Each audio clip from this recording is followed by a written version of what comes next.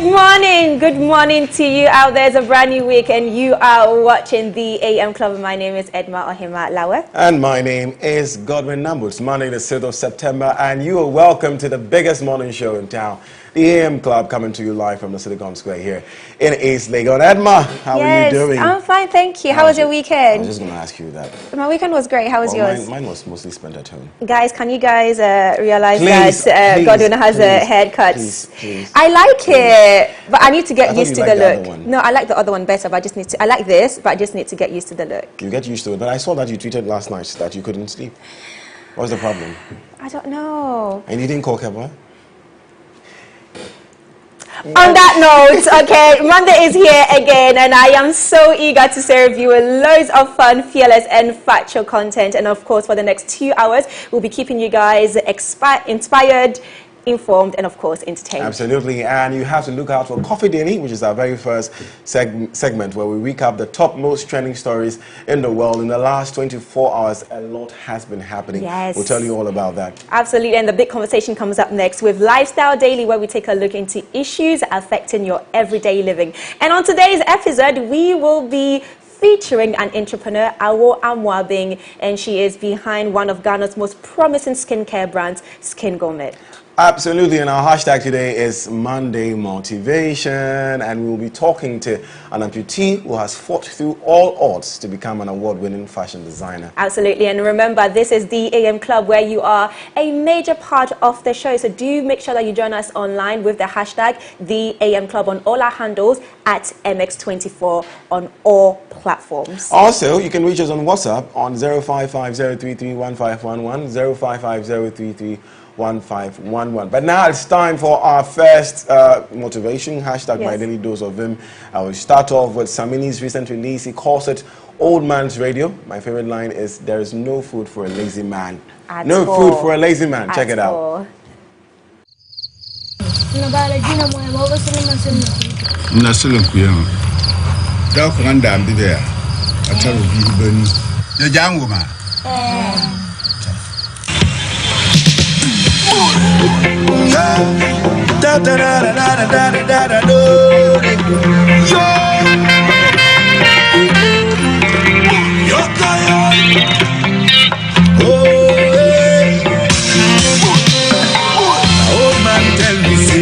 Life you have to make mistakes. The whole world is one big place. Everybody got a right to space. You don't need to run the rat race. Play a part in the human race. Move up at your own damn pace. In this life we are living by days.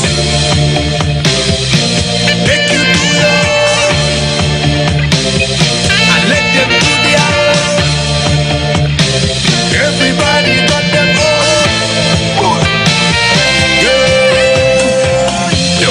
Man said if you living like a lazy man, there will be no food for lazy man. Oh. Remember there will be nothing left for lazy man. There will be no food for lazy man. Otra, habla.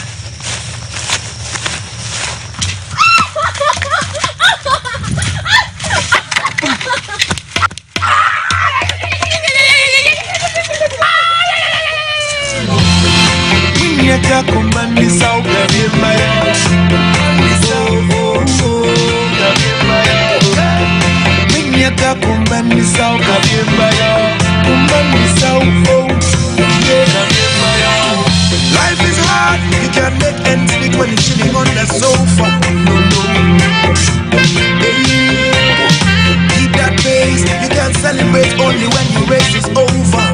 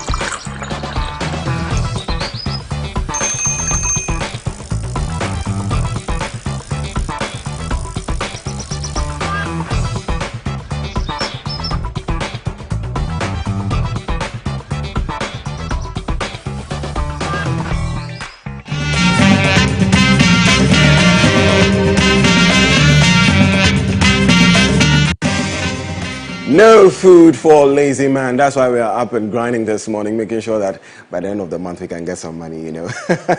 And if you have been looking for a job for a long time and nothing seems to be happening, don't give up. Keep pushing. Everything is going to be all right.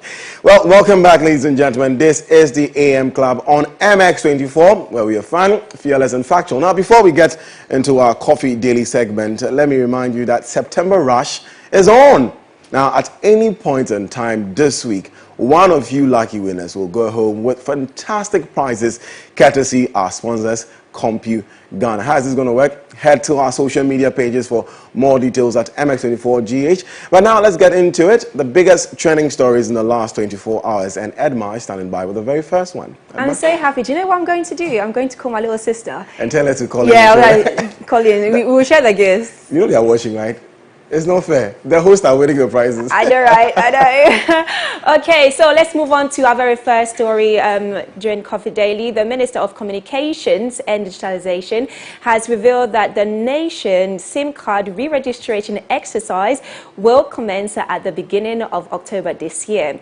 In a press briefing yesterday, the Sector Minister Oswala Owusu Akofo noted that the exercise will last for 6 months. According to the minister, citizens eligible to partake in the exercise are those above the age of 15, and people can only register their SIM cards using the Ghana identification card. Foreigners will need a passport or travel card to register. Okay, so Godwin, yes, this has been the tweets. Trending on social media. Absolutely. People have been talking about this. We have some tweets coming in, but okay, let's begin with the very first one. It says, Ado Wilson says, the expanded mandate of the Communications and Digitalization Ministry to include digitalization will ensure that the government's multi-sectoral digital agenda is properly coordinated by the ministry. That's a quote from Esla Owusu in that press briefing yesterday. Next tweet coming in says, from Nana Fapimso. As Esla Owusu make agree on people getting their Ghana card for their SIM next month, hope she also reads news concerning our complaints of these networks, and he mentioned some networks over there, who are making us pay more on internet bundles whilst the data keep on finishing within a twinkle of an eye. Okay. The data there, it will reach everybody. I know, right? I am Frimpon says, for the very first time in GH, there will be a SIM register just like Brazil, Germany, and Switzerland, which will serve as a database giving comprehensive statistics regarding number of subscribers in GH and providing a resource for tracking fraudsters and criminals. That's another quote from Eslo Owusu yesterday at her press briefing.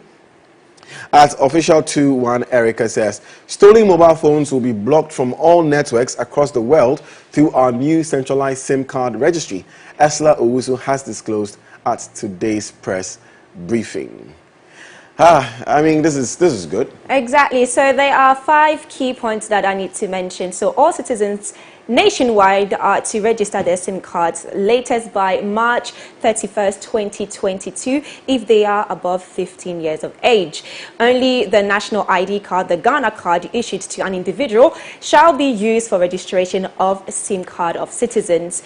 Third point is foreigners staying in Ghana for less than 90 days need a valid passport or other traveling documents to register. Foreigners visiting Ghana can acquire a SIM card using their passport or travel card, but they can only use the SIM card for 30 days. And if they want to extend the 30 days, they will have to apply for a non-Ghanaian citizenship. And foreigners intending to use a SIM card for more than 30 days need to obtain a non-citizen Ghana card to do so. Okay, so these are the requirements for everybody to re-register their SIM card nationwide. Okay, so now let's move on to elsewhere in Africa. Soldiers in Guinea have detained their president Alpha Condé in an apparent coup d'etat. This follows hours of heavy fire gun near the presidential place in the capital, Conakry.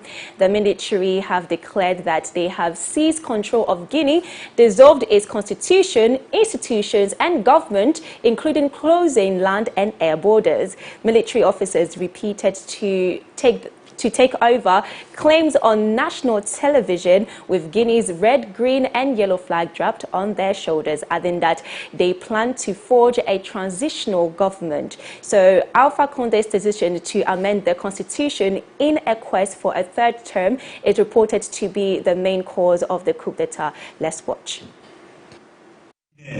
Chers compatriotes, la situation sociopolitique et économique du pays, le dysfonctionnement des institutions républicaines, l'instrumentalisation de la justice, le piétinement des droits des citoyens, l'irrespect des principes démocratiques, la politisation à outrance de l'administration publique, la gabegie financière, la pauvreté et la corruption endémique ont émené l'armée républicaine de Guinée à travers le Comité national du rassemblement et du développement, CNRD, à prendre ses responsabilités vis-à-vis du peuple souverain de Guinée et dans sa totalité.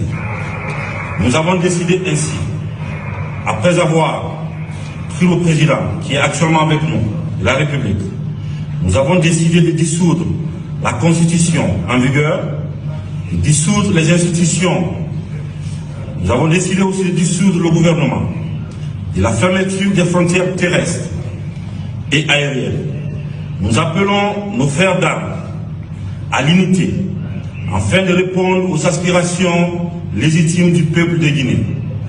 Nous les invitons également chacun, à ce qui le concerne, de rester dans les casernes et continuer leurs activités régaliennes. Nous n'avons pas, on ne va pas reprendre les erreurs du passé. Nous allons nous concentrer sur Guinéennes et Guinéens. Wow. This is an absolutely worrying situation. However, I went on Twitter and I noticed that there were mixed reactions, especially when it comes to tweets, because people were happy that obviously Alpha Condé.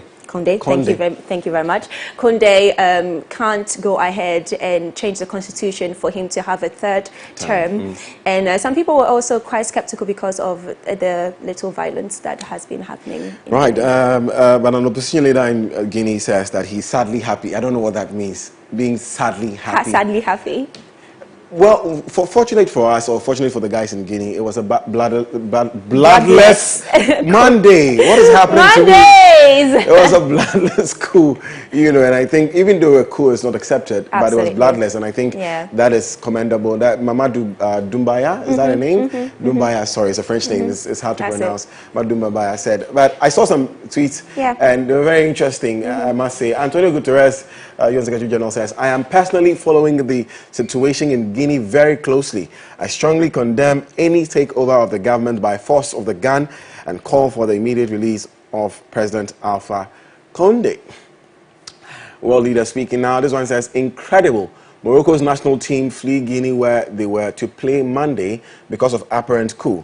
This was seen as they evacuated the hotel to head to the airport. Further proof that global football is just a mirror that reflects the world around us. From Roger Bennett, tweeting that this is from the African Union, and it's in French. Le Président est... don't worry, do you know what? I will read that one. Please go ahead and read it for me. This is from the African Union, and it says communiqué conjoint sur le coup d'État en Guinée. Le président en exercice de l'Union africaine, son Excellence Félix Tshisekedi, et le président de la Commission de l'Union africaine, son Excellence Moussa Faki Mahamat, condamnent toute prise de pouvoir par la force et demandent la libération immédiate du président Alpha Condé. Ils invitent le Conseil de paix et de sécurité de l'Union africaine à se réunir d'urgence pour examiner la nouvelle situation en Guinée et pour prendre les mesures appropriées aux circonstances. In a nutshell, what she said is African Union is not happy. Yeah, so basically the African Union are calling on the Council of Peace and Security to come together and to basically have an emergency meeting to talk about what has been happening in Guinea. But a lot of people also think that nothing is going to happen. Of course, I don't think anything is going to happen. And from the Turkish embassy, Republic of Turkey Ministry of Foreign Affairs says that press release regarding the coup attempt in Guinea. We condemn and express our deep concern on the coup attempt in the Republic of Guinea and the detention of President Alpha Conde on September 5, 2021. Turkey is against all attempts aiming to topple elected governments by illegal means. We strongly expect the prompt restoration of constitutional order in the friendly and brotherly Republic of Guinea and the immediate release of President Alpha Conde. Turkey will stand by the friendly and brotherly Republic of Guinea in this difficult period. But you know what I did? So I was doing a little research this morning as I was coming to find out the number of coups in Africa, because it seems to be a lot. And the research done by 2 Americans indicate that apparently since the 1950s till now, there has been over 200 coups d'etat in Africa. In Africa. Half of it was almost successful. Yeah. You know, and I was like, what? Wow. Yeah.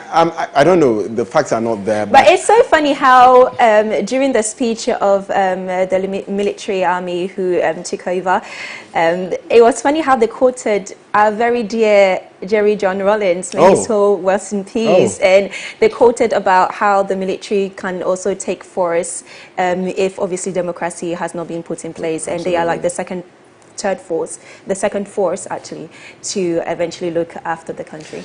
Well, and it was funny how like it just links to Ghana some way somehow. It's West Africa. I think, I don't know, what I wanted to find out was how many coup d'etat attempts has been carried out in West Africa alone, because it seems to be quite a lot. this I mean, side, there was one recently in Mali. There's Mali? Yeah. So, anyways, let's move on to the world of Bing-worthy Netflix series. The highly anticipated series, Money Heist, is finally out, and social media users plus movie lovers around the world have been sharing their thoughts. Money Heist Season 5 is also trending on Twitter. Let me fill you in with some spoilers, so if you haven't watched it yet, please cover your ears. So, the gang has been in the Bank of Spain for over 100 hours. They have managed to rescue Lisbon. The professor was captured by Syria, and for the first time, there was no escape plan. They also lost their very own Tokyo. Godwin, how have you been watching? So, producer sent me a message. Godwin, have you seen Money Heist? I was like, I'll check it out, So I saw the first episode of Season 5 yesterday. Ooh, I understand why the world talks about Money Heist. It is fire. Yes. I just don't know how a Spanish series, they are not really speaking English, but it seems to capture your attention so hard. Yeah. I think it just goes down to tell you how people like things like that. I mean, things that involve planning, robbery, movies like that. People really do love that. It's like Ocean 5. Like, people love that kind of movie. They are committing a crime, but they seem to be, they are justified in a way. It's like El Chapo. Absolutely. You know, that series was massive on Netflix. And Narcos, for example, people love that. Because love crime series, and people like crime series. I know, right? But it's dope. If you haven't seen it, you have to check it out. But exactly. But before we get into what people have been saying, let me show you experts of Season 5. For 100 hours, trapped, about to be killed. And having lost a best friend, it feels like 100 years have gone by. Checkmate.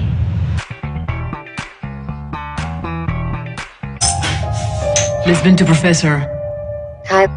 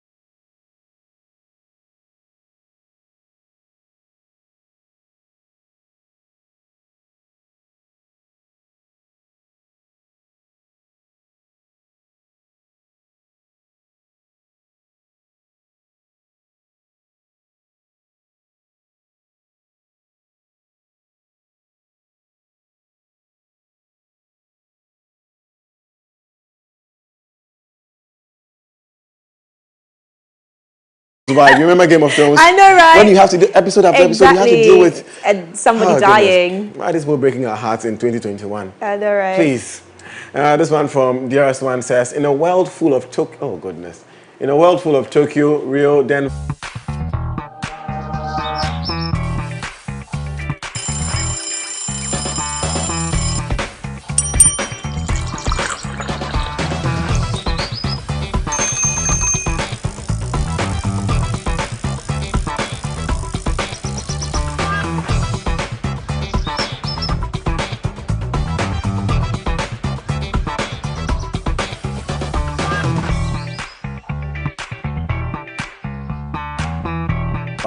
I know how he's going to deal with it.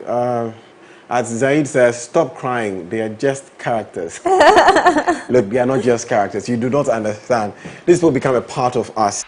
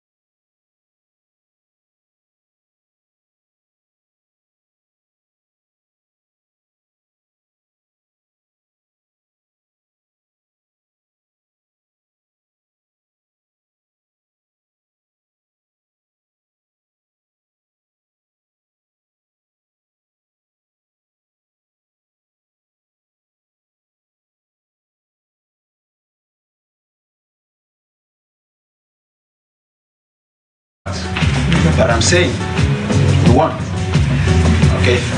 For me, if the way we played and we lost would have been a disaster. I'm sure you guys will kill me here. Yeah. So we managed to get a win.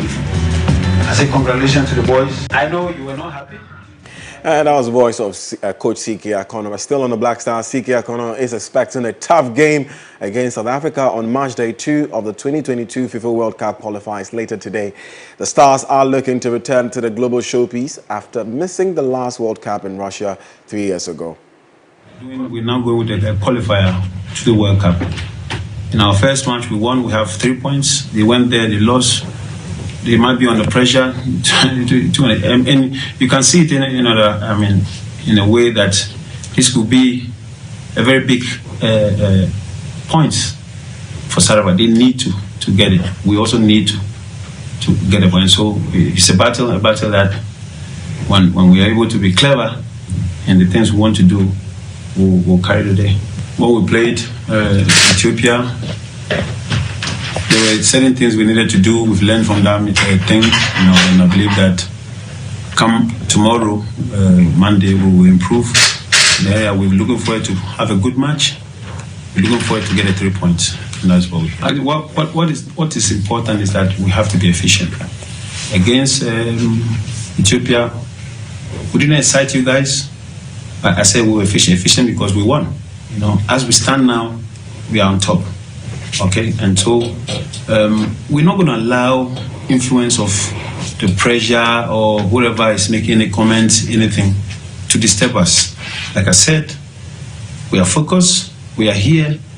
We've seen South Africa against Zimbabwe. We have a strategy, and we believe that it will work. We believe that even if they change the style of play, we'll find an antidote to it, and we'll move out of this place with 3 points.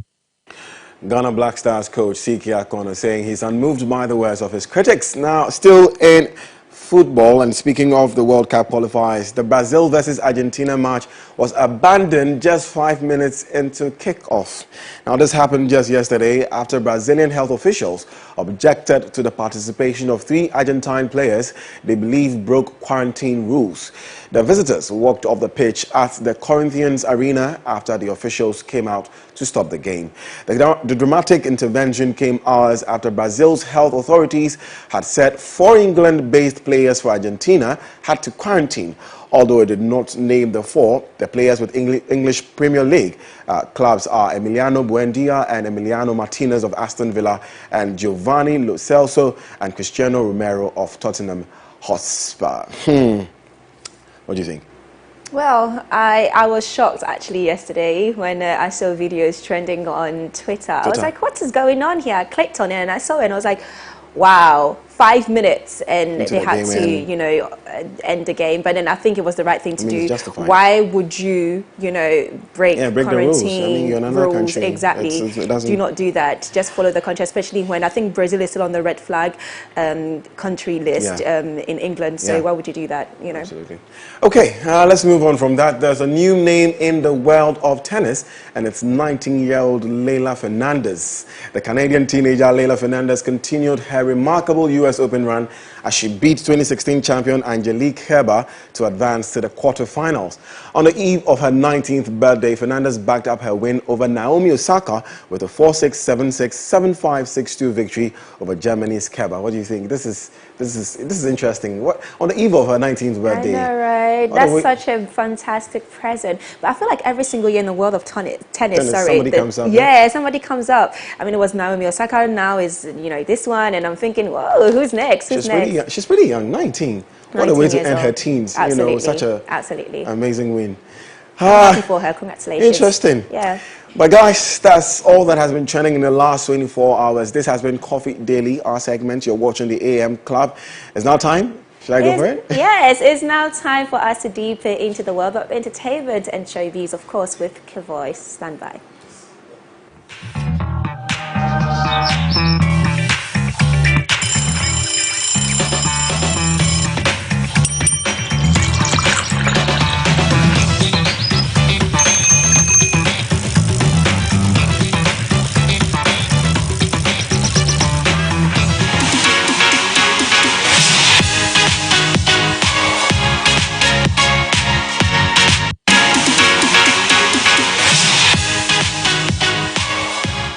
Wagwan, ladies and gentlemen, welcome to Monday. You know, I love Mondays, you know, guys. It's the start of a new week, and I get to do new things. You understand? Guys, what's going on? Hey, oh my goodness.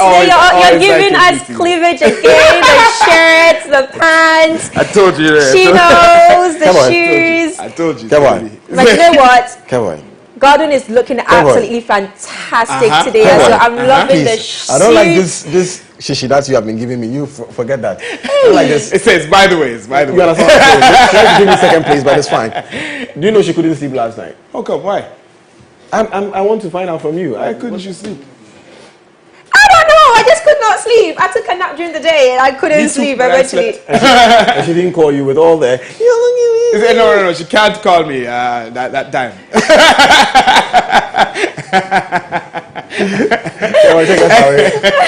Anyway, guys, this is MX Mix Lifestyle and Entertainment inside the AM Club, and today is Motivational Monday. Zane, we bring you all the updates in lifestyle and entertainment in Ghana and, of course, around the world. Ladies and gentlemen, you can follow me on Instagram, TikTok, Twitter, everywhere at KEVOYB. Zane, now our top stories today. What's Good Africa returns for season 2, and ABBA makes a grand return. Why?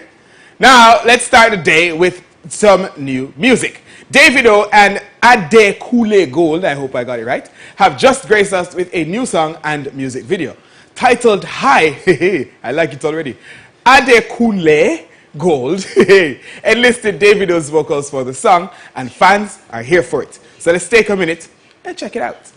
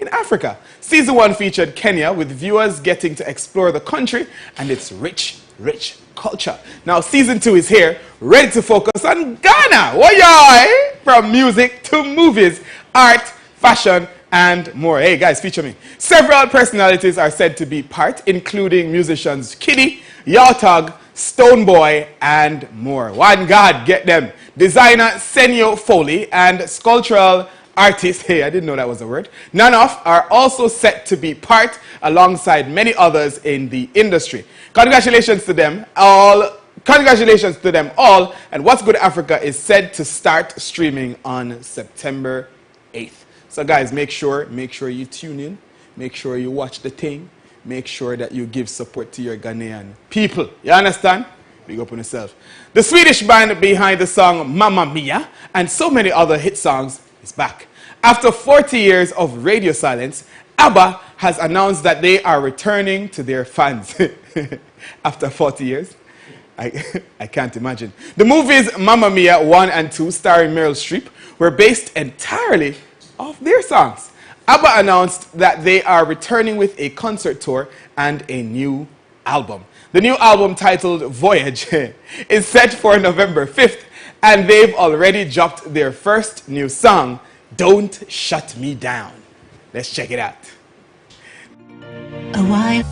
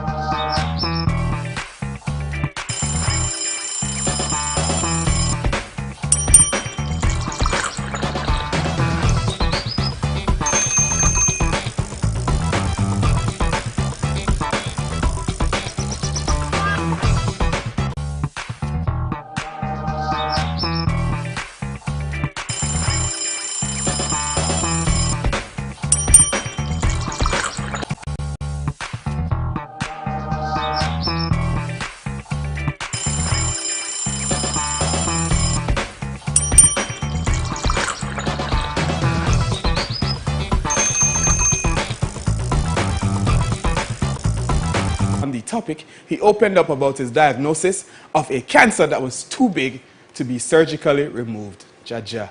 Now, he was put under high-intensity chemotherapy. Tucci opened up about his fear during treatment after his first wife died of cancer. I can imagine the anxiety. Eh? In the interview, he acknowledged the impact it had on himself and his kids.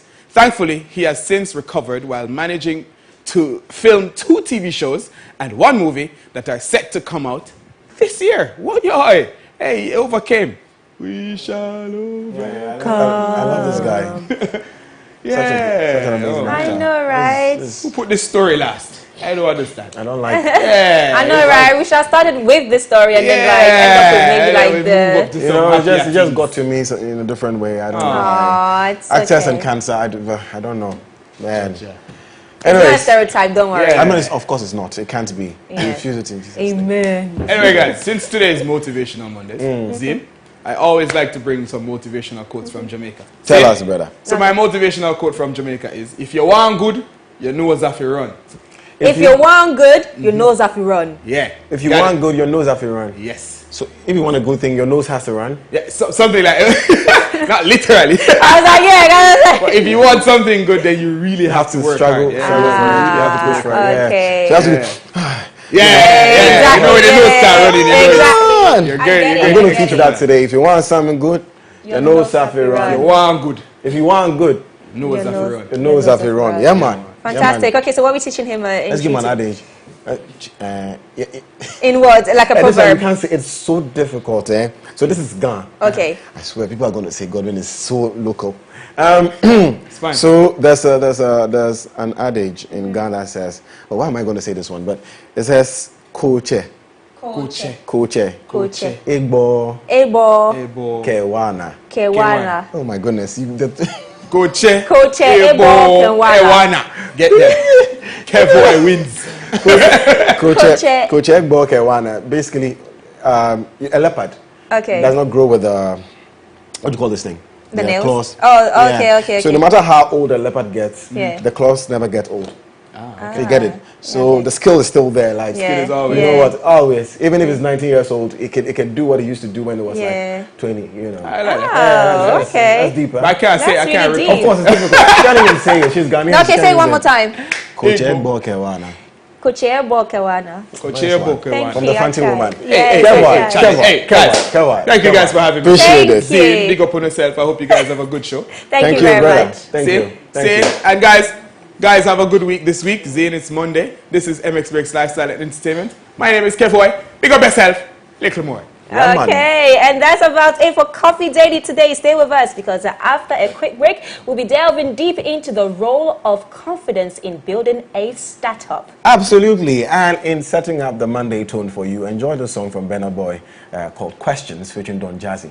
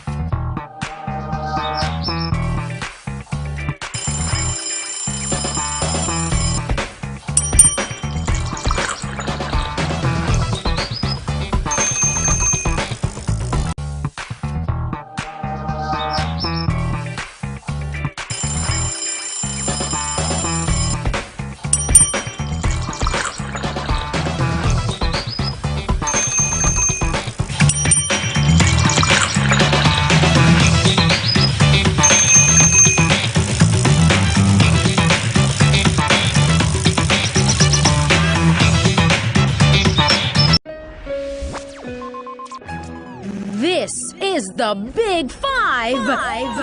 Jeanette Services presents Women in Worship. Themed The Grace Experience, featuring the VGMA Artist of the Year, Diana Hamilton, the incredible Mercy Chinwell, and the amazing Judy Kay from Nigeria. With support from Florence Obinim and Celestine Donkor, Daughters of Glorious Jesus, and Obapa Christie. Date Sunday, September 19th. Venue UPSA Auditorium, Medina. Gates open at 4 p.m. Tickets are selling for 70 Ghana cedis single and 120 Ghana cedis double at Airport Shell, Bachelor Total, UPSA, or purchase via www.myticketghana.com. For VIP family packages or ticket reservations, call 0248-810-396. Women in Worship is proudly brought to you by Fortune Rice and Onga, and supported by media partners. Women in Worship. Daughter, you still have a voice.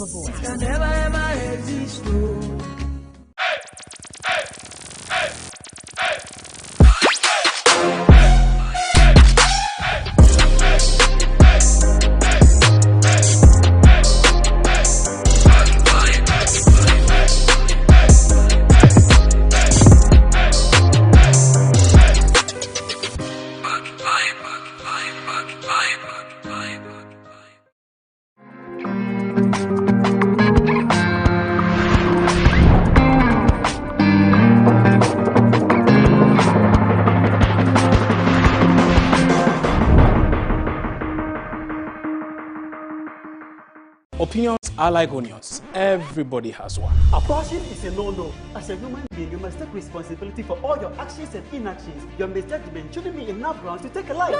I disagree with you, because look, if you do not legalize it, people will go to quack doctors anyway who might end up not just kill the baby, but the mother as well.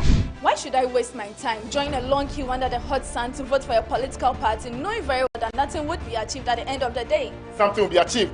It's your civic responsibility to turn out to vote. Vote, and vote for a good leader.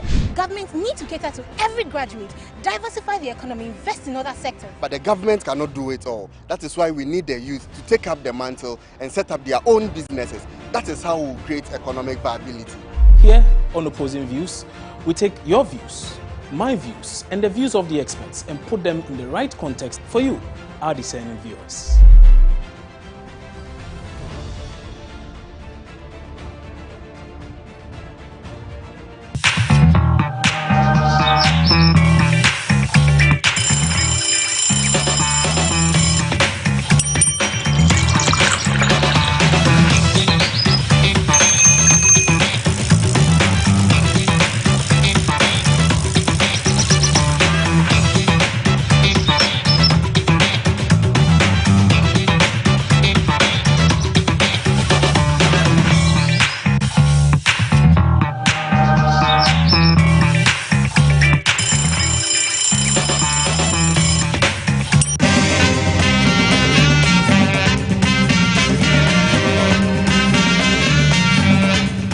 Welcome back, and you're still watching the AM Club live on MX24. Do make sure that you send in your tweets with the hashtag the AM Club on all our social media platforms. It's now time for Lifestyle Daily, and today we are going to be talking about the importance of confidence in building a startup. And as we all know, venturing into a business can be a horrific I know what I'm talking about. It can be a horrific situation for anybody, and per statistics, 80 to 90% of people who start up a business do fail. So it's quite prolific and demotivating. But today we're going to have a conversation, and we're going to learn about how to build up your confidence if you want to start up. Absolutely. And let me give you these statistics. There are a lot of other statistics about statistics out there about how hard entrepreneurs crash and burn. You will rarely find a successful entrepreneur who doesn't experience feelings of inadequacy and self-doubt when starting up a new project. What makes them successful is that they never let those feelings slow them down. Now, there are manifestations of your passion, and you can use that energy to keep moving forward. All it takes is confidence, I beg your pardon, and we could all use a little help when it comes to building our confidence on our entrepreneurial journey. So before we get into the discussion, like Edma says, if you have questions or you're motivated by our guest, do well to send us a message on our social media handles at MX24GH with the hashtags the AM Club and Monday Motivation. Absolutely. Should I go ahead and introduce her? You introduce her. You're so excited, please. Okay, so let me do it. So joining us for this conversation, we have Violet Awo Amwabing, who is the founder of skincare brand Skin Gourmet. Nice to meet you. Nice to meet you too. Thank you know what? We were talking about the hat, and we were just saying that this hat, you're not leaving the studio. You're not taking it away. You don't leave the studio with it. There's another one over there, so we can just take it from them and then, you know, as just a present. I'm taking it. But welcome to the AM Club. Oh, thank you guys so much. I appreciate it. You're absolutely welcome. So obviously today we want to talk about the importance of having confidence before you start up a business. So what would you say is the main ingredient when you want to start up? Okay, well, first of all, I'm just going to say the statistics are scary. So I'll say the first step is don't pay attention to the statistics because it's going to freak you out. Exactly. Yeah, so the first step is I think it's your dream, your passion. So it has to be something that you really want to do. Not that you saw somebody else doing it and so you want to do it because of money. If your goal is money, at some point you're going to lose the motivation because it doesn't keep you going. So it has to be first, you have to have the passion. Do you love it? Do you want it? What can you bring to it that's different? And if you believe that you can do it, that's the first step. Okay, let's backtrack a bit and let me ask her first of all, because we're talking about how important confidence is in starting up a business. So what would you say confidence is or means in starting up a business? I think confidence is belief. So for example, with my story, I was using different creams when I had an issue with my skin and it didn't work. And I was just like, you know what? Screw this. I'm going to make the best body butter the world has ever seen. I had no research. I didn't even do much Googling. I just had like, this is what I'm going to do. Just believing. That is the confident part. You just have to believe. Wow. Okay. So now you mentioned your skincare and how it started. So tell us a bit more about that and how it all started, where it started, and how it's going. Okay. So basically I was working before like in a bank. And so it always starts in the bank, doesn't it? I know, right? That story. I was working before in a bank, and you know, you see things are going on, especially like you look at how we have different sectors of different people in Ghana, and you're motivated to help, but you don't know how. You know, you want to help, but you don't know how. So then I got this like thing on my lip where like it cracks right in the middle every couple of years due to Hamatan. I kept going to the pharmacies to get different creams. And then, they think it's a cold sore. By the way, cold sore is herpes. I knew I didn't have herpes. So I decided so my friend was like, okay, try shea butter. And I was like, come on, bro. I just came from the States. Like, you know, I have all these, what are you talking about, shea butter? Used it within 3 days. No marks, completely healed. So I was like, wait a minute. Something's wrong here. So I started looking at all my different creams, and I was like, wow, what is all these different ingredients? Like, all these different things in there, why is it there? And I realized a lot of stuff we're buying, it's not actually for us, it's for them to make money. So in a sense, the fragrance, the preservatives, the stabilizers. So I said, you know what, let me make the best body butter this world has ever seen.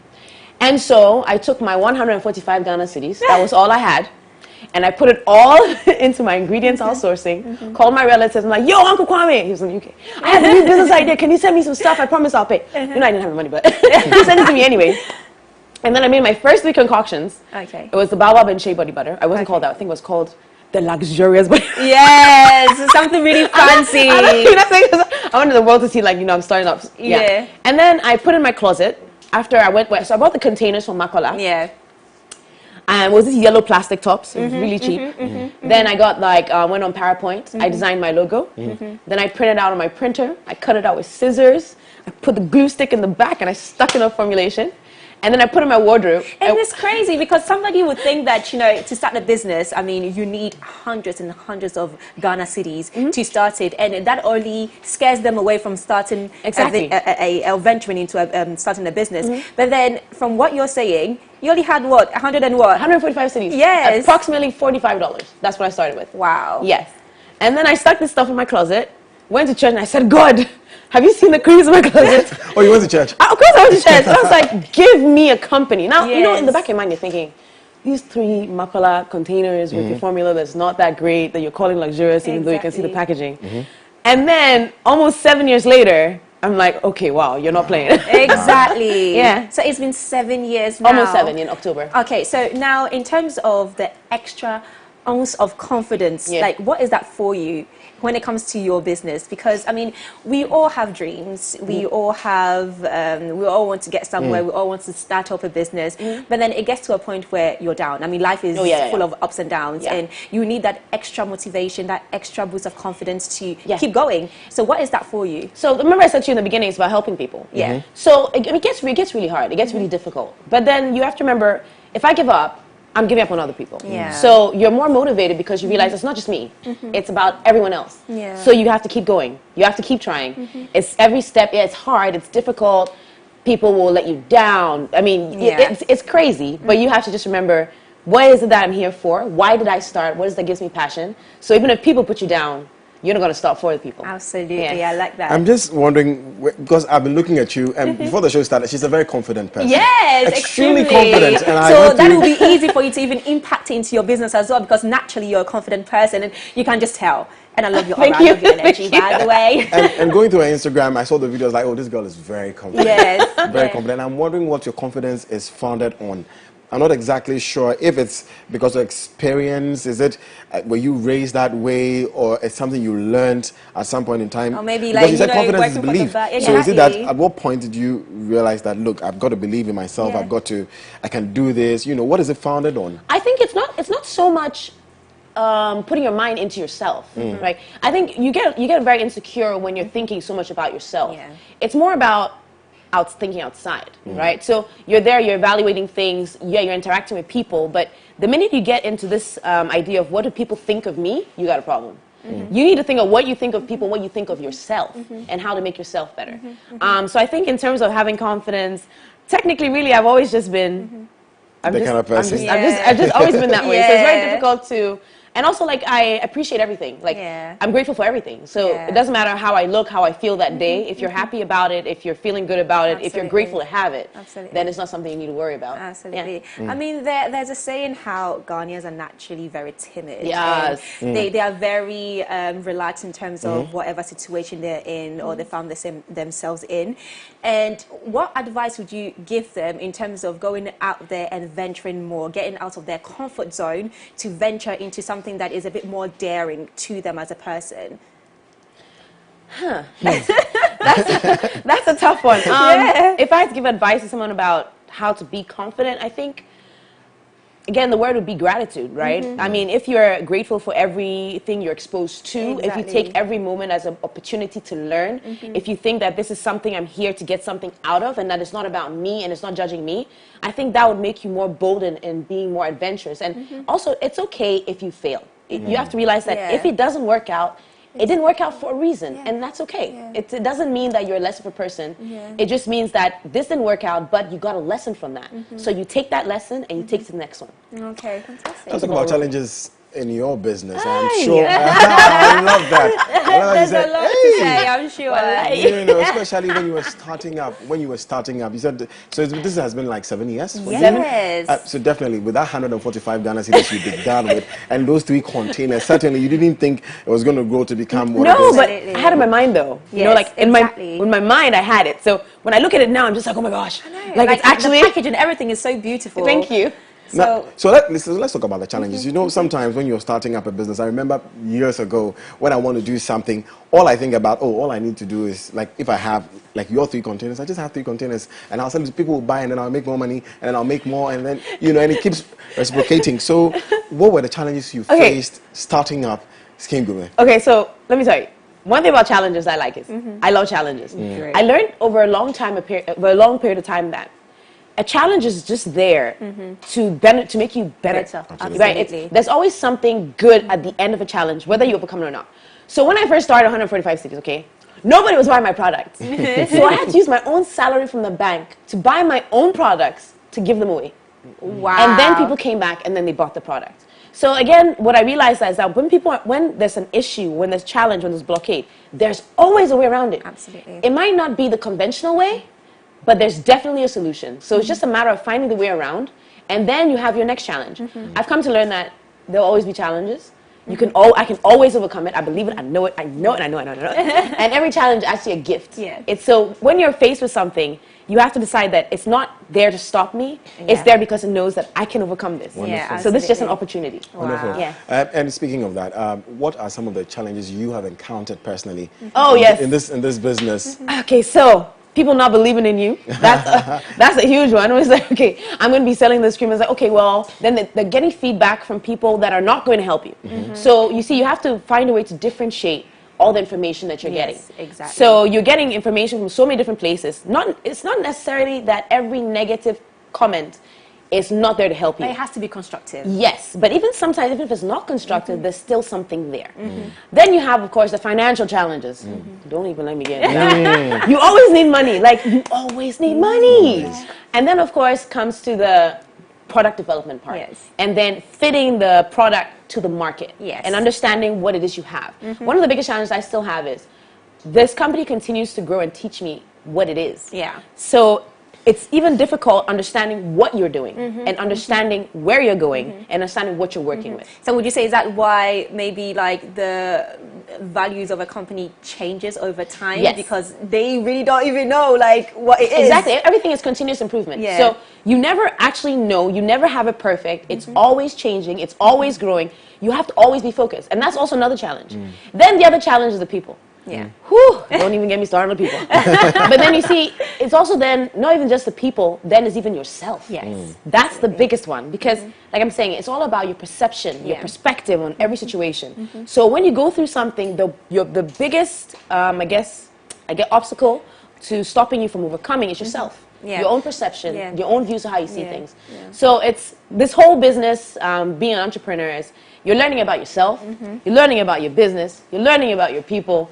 You're just constantly learning. Wow. But then you spoke about how you obviously had a dream. You started it and you knew where you wanted the business to go. But then when do you draw the line being optimistic and being realistic? Because sometimes I feel like we set ourselves goals that even though it is unimaginable and it can be achieved, we need to be realistic with life. So when do you draw the line? Well, with me personally, I believe in slow and sure. So I started really small, and then I just add as I can. So you have to be realistic in the sense that you have to ask yourself if you can actually take this on. I think a lot of times people have these grandiose ideas about how much money they should be making, but if you focus on what it is you're creating and the impact it's having, then you can grow incrementally. But if you're just going in, okay, I need $100,000, I'm going to do this, I'm going to do that, then you have to realize that you're failing when you can't pay yourself or your people. I'm still thinking about the challenges and what you've been through to surmount this, because at the end of this, what we want to do is to motivate the guys out there who are watching. And question on my mind is, what do you do, or what did you do with the many people who did not believe in you in the beginning, especially friends whom you felt like, oh, these are my friends, you know, you should just jump on board. But you have these discouraging, you know, words coming from them telling you that, oh, why don't you try something else? Why don't you do this? What do you do with such people as a young person starting out? Even the ones that you think that are your friends, so they'll support your business and they don't. Those ones, there's a lot of them out there. So how do you do that? Well, I mean, number one, you show them. You show them. But number two, you know, that's why such challenges are great. In the sense that a lot of people let me down, but I learned to rely on God. So I got to, for the first, it was very disappointing. You feel bad about it, but then you say to yourself, you know what? I know what it is I want to do. And if you're not going to believe in me, I'm going to find somebody else who is. And I told you, I started because I prayed to him and he gave me this company. So I was like, okay, who helped me from the beginning? And I realized, okay, this is the person I need to be relying on. Now, when they come back and they see what you've done, you have to also forgive, and you also have to be grateful because their disbelief gave you a place where you could find faith. Absolutely. So, I mean, it all works out. Right, and still on challenges, I'm sorry. You're really on this challenge. I am, because I feel like there are a lot of people out there who want to do stuff, but they are discouraged, you know. But in your life, in your stories, is very inspiring, I must say. So still on challenges, we know that when it comes to startup, one of the challenges, like you mentioned, is finances. You know, and as a startup, I'm sure one of the questions people like to ask is it too early to go for a loan when I'm starting out, or do I count on friends, family, like you call your uncle to, you know, there are people who may not be able to call their uncle. What do they do when you're starting out, they have no money at all? My mom always says to me, this is says, cut your coats cut your cloth according to your cloth. Right. Okay. So you cut according to what you have. So you have to look at the resources you have available. Again, like I was saying, like, as with any challenge, if you're looking, if you don't have it, there's a way that you might have it. For example, you might not have the uncle or the auntie, but maybe you're from a village that has a lot of great natural resources that you can tap into. Or maybe you have classmates, or there's or social media, for example. So when we started, there's nowhere to sell. So we have to sell online. The point is, again, you have to look at what you have available and work with that. If you go for a loan right away, I mean, I wouldn't do that. Yeah. I wouldn't do that. And plus, you probably won't get a loan anyway. What if you're confident? You're confident in yourself. You're like, I'm confident, I can do this. So but I think that's why you draw the line being about being optimistic and being realistic. Yes. Because this one, okay, you're believing in yourself. Yes, that's not tangible, but you go and take somebody's tangible money. Exactly. And it's just, I would not advise it. But if you have a very good business plan and you have people who have advised you to do it and you have backup, then sure, go ahead. Everybody, to each his own. Okay, then now let's talk about family and support. Okay. And starting up a business, and sometimes, you know, your family might discourage you, sometimes they might support you. And the support that you get from your family, how important is that? And how does it differ from not getting any support and from getting support as well? Well, with me personally, I'm really blessed in the sense that my parents are very, very supportive. I guess even my family members are supportive because uncle was there. Exactly. My uncle was there. They buy my products. They do the best that they can for me. Now, you're asking if somebody else doesn't have the support, how is it a big deal? I guess because you know how sentimental we are towards our family. Yes. And, you know, sometimes they'll come to me, they'll be like, you're supposed to do this. You know, you left your job at a bank to start up your own business. Yeah. It's not going to work. You know, they put all these things into your head, and it drains you down because it's family. This is not like a stranger giving you a negative comment about your product or yourself or your business. This is family. So, like, you know, those who do not support you, like, I think it's actually great if they don't, because it's just, you know, you're now starting out, right? So you have to have people test you for the outside world.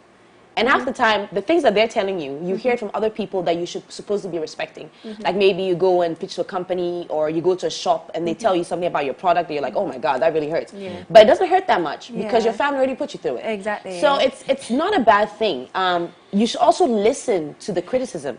There's usually a gem there that you can use to improve yourself. You don't have to take it as a direct criticism of who you are as a person or your ability to execute in the business, but take that feedback and move it into the business in the sense of how can you improve the business service-wise? How can you improve the business product-wise? That's what I would say. Okay. Yeah. But then, so if you start up a business and the business, let's say after 6 months, a year, the business is not really doing great. What do you mean by not doing well? You have to define that though. In a sense that you're not getting the market, you know, that you're supposed to get. You're not getting any profit, you know. But really, actually, when you start up a business, you start seeing profits maybe after 2 or 3 years, not even straight away. But then let's just say, okay, after a year, after 2 years, you're not seeing any progress when it comes to maybe where you wanted your business to be in 2 years' time. So how do you still maintain the confidence in wanting to continue and sustain your business? I think you have to be realistic with yourself. I mean, if it's not working and you have goals and they're not reaching those goals, you have to decide to give yourself a timeline. If they still don't reach those goals, then you have to shut down so that you don't lose money.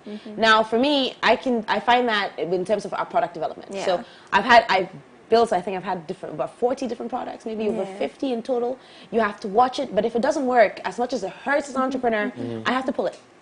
So you have to make, I guess, very objective decisions about you being successful, because again, the ultimate goal is usually not about the money, it's about whatever impact you're trying to achieve. So if you're not going to be able to impact and do what it is that you set your mind to, then you have to be realistic and tell yourself that, nah. Very interesting. Having said that, the question on my mind now is, obviously, again, I say she's a very confident person. I've been observing the whole time. Would you say entrepreneurship is for everyone, from your experience? Well, even with all the confidence you have, would you say it's for everyone? Well, there's different types of entrepreneurship, right? So you have like actually starting your own company, and then you have the what's called, I think it's an intrapreneur. So you being a mover and shaker or someone who's innovative within your organization. not everybody is suited to entrepreneurship, but I believe that everybody can be a leader in their own way. But again, because business is so vast and there's so many different things that you can do to start a business, I still feel like maybe that's even limiting. So I think it could be for everyone. I mean, even if you're very, say you're a very timid person, you don't like to go out, you have websites, you have social media. So yeah, there's room for everybody. They just have to find their niche. Okay, so there's a message coming in. There are messages, coming in on WhatsApp. So this person said, "Good morning. My name is Johnson from Takrade. Please, how do I get an interview from your outfits to promote my barber concept? I always watch your channel and you're doing well. And my story could motivate a lot of young guys to do something for themselves. I started barbering on campus and I have 2 barbershops now." Well, congratulations, wow, nice. Johnson. Nice. You're doing very well. This person says, "Aw, Edma, you're looking beautiful. You're my ideal woman." Well, thank you very much. Thank you. Yeah, let's move on to some tweets. And yes, of course. Then this is coming from Oscar Jones. Says, "Starting up your own business is difficult, but I know with hard work and diligence, it will definitely get done." Hashtag the AM Club. This one also coming in from Hunakul. Says, "As of the moment, I'm still a student and risking it by engaging in business. Would most likely result in loss due to my incompetence." Did I read that well? "I'm still a student and risking it by engaging in business would most likely result in loss due to my incompetence. Don't you think I need to gain experience and knowledge first?" I mean, that's a good question. It's a really good question because I remember my former boss from when I was in the UK.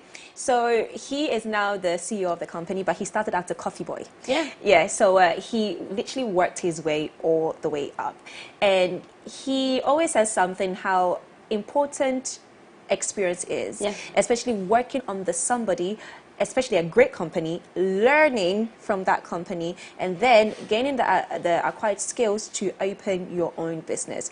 But then there are also people who, like you mentioned, they are natural leaders.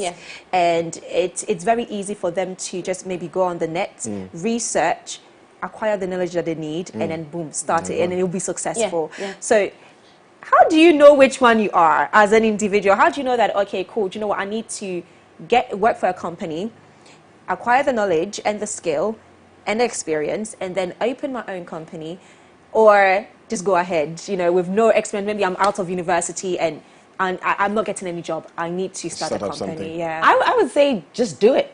Do it afraid. I mean, you're not going to know if you're incompetent unless you move, right? And then when I started, I went to school for business, accounting, finance. I didn't go there for skincare. So, but when I started, I said, this is what I want to do. So again, you learn on the job, step by step. How do I improve? How do I do this? How do I do that?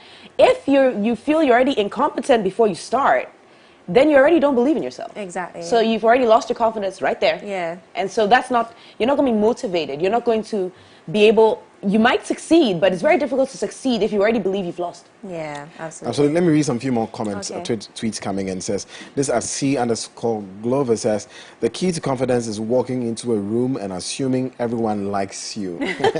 Well, that's a good one, actually. You just have to assume, eh? Ashley says, "Confidence is the key in everything. If you don't believe in yourself, then nobody will." True. Miss.edu says, "The magic is believing in yourself." Everybody's talking about believing in yourself. If you can make that happen, you can make anything happen. And this one from Vivian says, "I just started a business. Things are kind of slow. What should I do?" Keep going. You know how people say you have to believe in yourself, you have to believe in yourself. Yeah, that's true, but you also have to believe in what you're doing.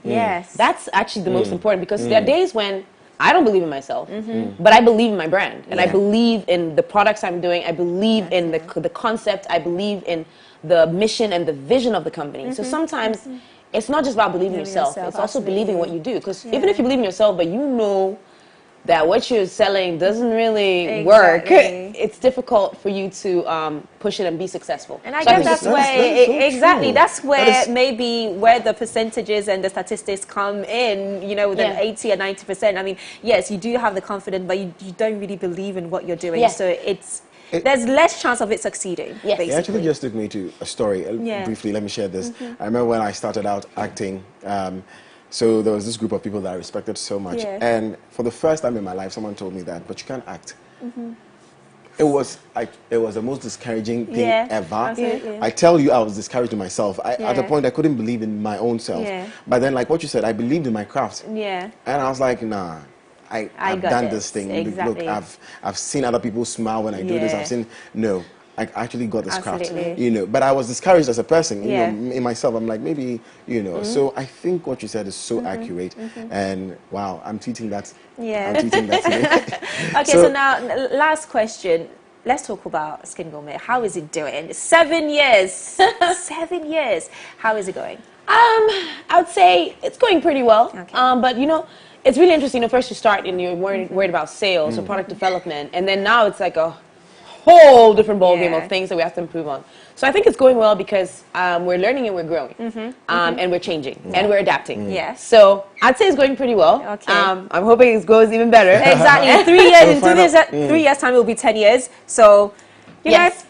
You know, wish you all the best. Exactly. Final words? You got final words? Final words. For the guys watching out there. The guys watching out there.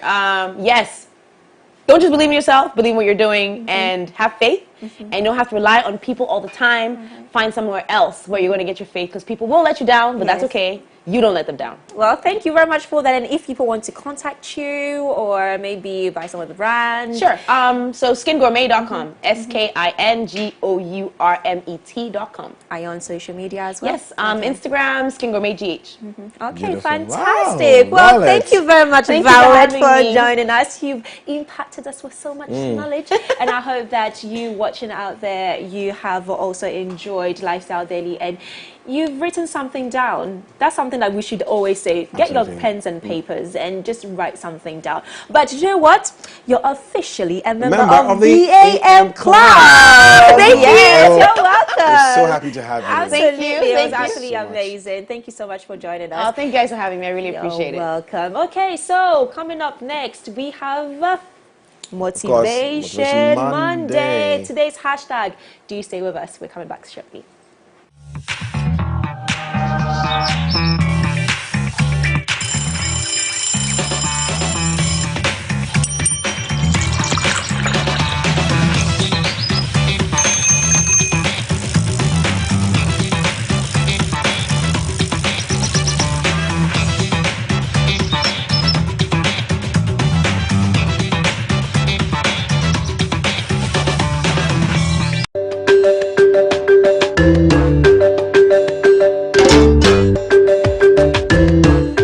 Across Africa, nations are beginning to trade among themselves like never before, creating the largest continental market the world has ever seen. On the Single African Market Program, we will show you how products, services, capital and people will be crossing barriers as the continent and its citizens embrace a single market in a sustainable manner for growth and development to meet targeted UN development goals. Congratulations, Your Excellency. Get the latest update on all opportunities from the Continent's Trade House. Know the success stories and how challenges are being addressed. Africa is ready to trade among itself and the world, so are the people. The Single African Market is the voice of businesses that trumpets the vision of Africa everywhere, in association with the Government of Ghana, International Chamber of Commerce, Business for Peace Foundation, GIZ, UNECA, and UNDP. The Single African Market,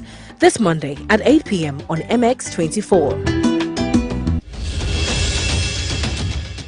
Opinions are like onions. Everybody has one. Abortion is a no-no. As a human being, you must take responsibility for all your actions and inactions. Your misjudgment shouldn't be enough grounds to take a life. No. I disagree with you because look, if you do not legalize it, people will go to quack doctors anyway who might end up not just kill the baby but the mother as well. Why should I waste my time joining a long queue under the hot sun to vote for a political party, knowing very well that nothing would be achieved at the end of the day? Something will be achieved. It's your civic responsibility to turn out to vote. Vote and vote for a good leader. Governments need to cater to every graduate, diversify the economy, invest in other sectors. But the government cannot do it all. That is why we need the youth to take up the mantle and set up their own businesses. That is how we will create economic viability. Here on Opposing Views, we take your views, my views and the views of the experts and put them in the right context for you, our discerning viewers.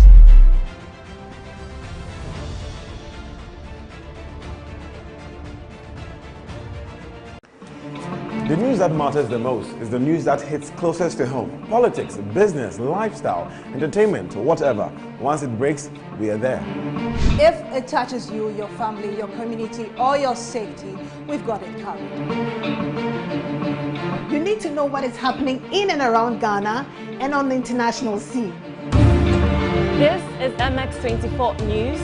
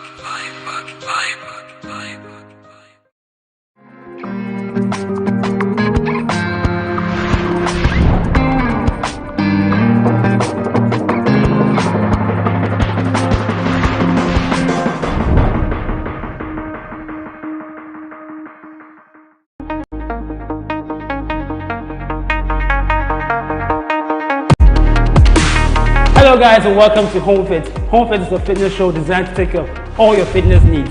I am your trainer Brad and I will be taking you through a series of workouts.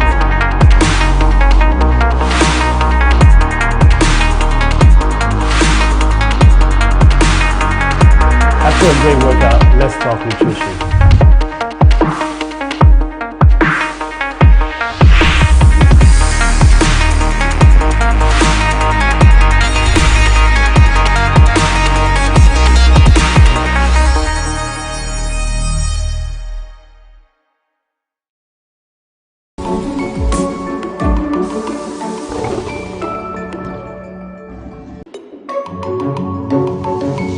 Shut up and bend over, and let your back do the talking over. So back up, back up. You guys are doing beyond what a regular would do, and I'm attracted more to that. I like people who want to do something different, you know, not the usual TV. What's up, guys? Your boy Kiddy, aka the Golden Boy, aka Sugar Daddy. Catch me on MX24. It is fun, it is fearless, it is factual.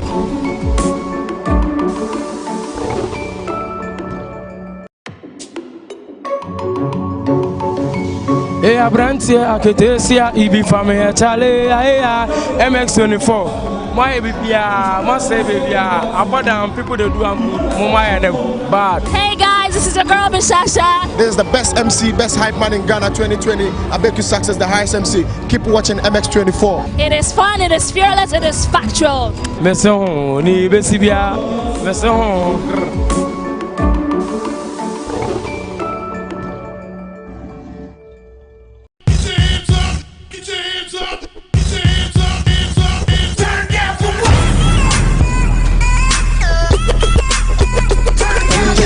Angelina, you be cool in my temperature.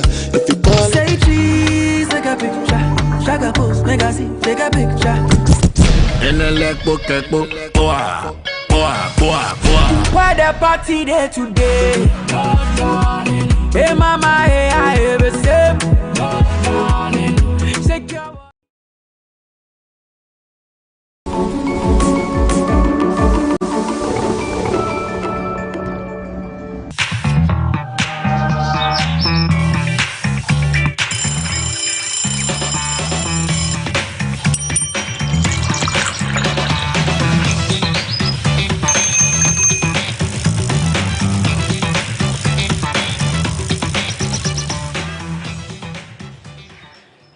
Welcome back, and this is still the AM Club live on MX24, and it's time for our hashtag of today, Motivation Monday, and continue to send in your thoughts and comments on all our social media platforms at MX24GH with the hashtag AM Club. So, just a quick reminder that September Rush is here. If you've been on my page, you've seen me posting about it. So, starting this week, you'll be able to win fantastic prizes right here on the AM Club, from TV sets to mobile phones and many other cool gadgets, courtesy Compute Ghana. So stay on our social media platforms for more information. So now let's move on to our special guest today for Motivation Monday. She is a fashion designer, stylist, entrepreneur, and philanthropist. She is also an amputee, and she has been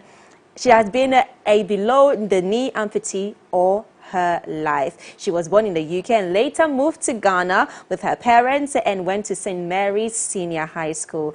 And despite all odds, she is now an award-winning fashion designer. That's right. I have in studio Bridget Redua Ado. Yes. Do you know what? I remember I still had issues with that name. The name, yes. And I still have it now. But welcome to TLS. Thank you. You're absolutely welcome. Today we want you to share your story. Welcome to the AM Club. Sorry. Do you know what?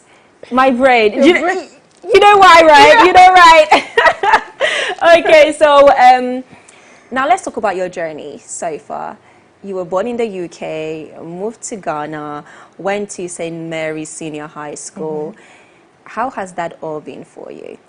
It's been an experience, and it's molded me into the woman I am today. I don't think I would change anything for the world. It's been good, it's been bad, and it's made me who I am. So yes, I appreciate every single thing that I've been through, and I just take it along the way. And it's really been something that I think strengthened me both spiritually and mentally. Yes. Okay, fantastic. So now let's start from you moving from the UK, sorry, to Ghana. And how was it for you going to school in Ghana? And you've been an amputee from the knee below, yes, since birth. So so talk about how it was for you adapting to the culture here in Ghana, and especially when it comes to the stigmatization that comes with being an amputee in Ghana. Yeah, adapting to the culture wasn't really difficult, but the stigmatization, that was something that was new, because it wasn't something I actually faced before. Because in the West, people have a different conception as opposed to here.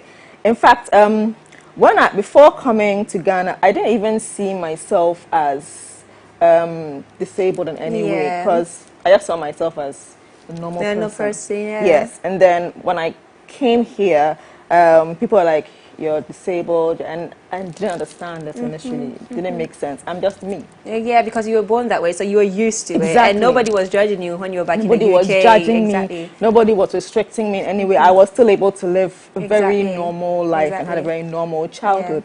But here, you can't play. You can't do this. You can't pee. You can't do this.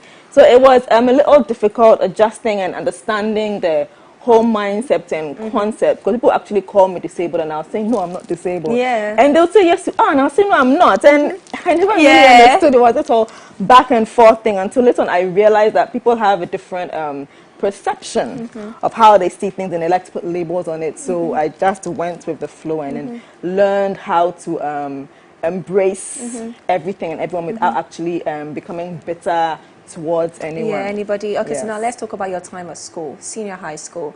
I know that, well, I didn't school in Ghana, but I've heard so many stories about senior high schools in Ghana, and you know, this is when you're in your teens. A lot of people have questions, especially people who are not used to maybe seeing an amputee in their school or something like that. So how challenging was it for you schooling in Ghana? When I was in JSS and stuff, that was difficult, because people were a little standoffish, would treat you differently. I was very restricted. A lot of people were not close to me or friendly with me. So when you say restricted, what do you mean? I wasn't allowed to go for PE and play and a lot of stuff. Like, I was isolated a lot, yes. So that was quite difficult. It was I wasn't able to really mingle with my mates and stuff there, because they treat you like you're different, yes. But high school was lovely. Okay. High school, everybody just accepted me. You had a lot of fun. a lot of pranks, got into a lot of trouble. It was just like normal. Yeah, it was quite normal teenage days. Normal teenage days, yes. High school it was just, yeah. Okay, so now let's talk about you eventually moving on to senior high school, to university. From university, you went on to venturing into the world of fashion. How has that been? Oh, that has been a journey, because I switched from science to fashion. Okay. But at the same time, it was lovely. I was discovering myself. I was finding out who I was. I was doing things that I actually wanted to do, and I was actually blossoming into a woman. So it was an experience. It was a journey, and it was a lot of fun. Oh, fun. Okay, so far as fun, at the end of the day, that's what matters. Yes, it was. So now the world of fashion. And you being an amputee, how challenging has it been for you? Well, I wouldn't say it's been. I don't think I've faced any challenges in the fashion industry because of me being an amputee. Okay. Because I'm even my leg is left, and I actually sew with my right, so it's okay. It doesn't affect. It doesn't you affect in any way. It doesn't really affect me in any way. Yes, it hasn't really been a problem for me so far, fashion-wise at all. No, it hasn't been a problem. And how long have you been in the fashion industry?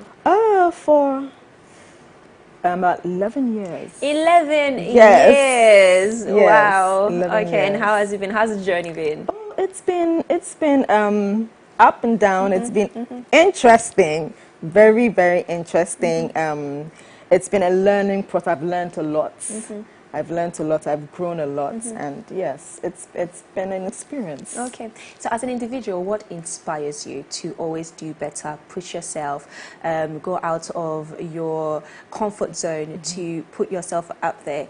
What inspires you? First and foremost, I would say what inspires me is the fact that we all have a higher purpose. And I believe that there's a purpose that myself and everybody else needs to meet. So I always am stretching myself to try to be that person that I believe I was proposed to be. I believe I'm here at this time for a reason. I exist here today in this time for a reason, and I have a role to fill. And I'm always trying to make sure that I do what I can to be able to make sure I fill that role and fulfill that purpose. Fantastic. Now, name your 3 most valuable values to you as an individual to keep on going every single day. 1, believe in yourself. 2, do not allow the opinions of others to restrict you.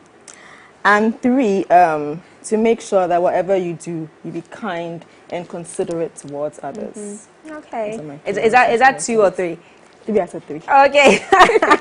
Okay, I wanted you to push another one there for the viewers. Okay, so now, what would you tell a young person out there who maybe wants to venture into fashion or any form of business? What advice do you have for them so that they know that, okay, do you know what, I'm not alone. I have somebody who I can look up to who has done it for, 10, 11 years and is still going. So what advice do you have for them?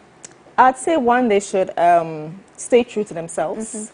They don't need to do what everyone is doing or be like everybody else. 2, they need to make sure that no matter how hard it gets, they don't give up. Because nothing's ever easy, and the starting is always going to be hard. There are going to be days they're going to feel like giving up and not continuing, but they need to make sure that they don't give up. And also, they should persevere. They should persevere. They should push. Rules are made to be broken.